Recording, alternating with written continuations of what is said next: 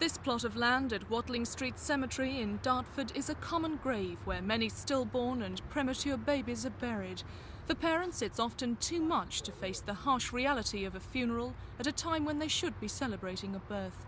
They allow the hospitals to take over and arrange the burial at a common site, but many don't realise that gives them no right to place a memorial on their child's grave.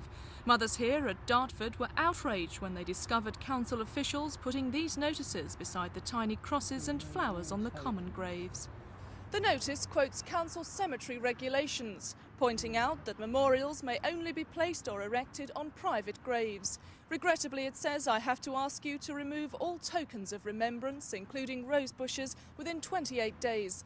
It goes on to say that if they aren't taken away, a council worker will remove them.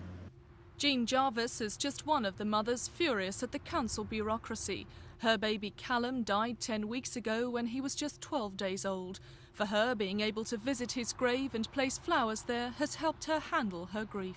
The hospital do offer to bury your baby for you, and you can just say yes at the off chance, but they don't give you enough information about they will be buried in a common grave and you won't be able to mark it. I feel it's your right to be able to grieve for your child and put a memorial down to show that the baby did exist.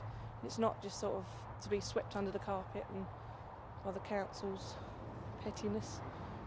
Councillors who work with parents like Jean say local authorities must learn to compromise. Obviously, grieving parents' feelings are much more important and significant than perhaps the convenience of the cemeteries.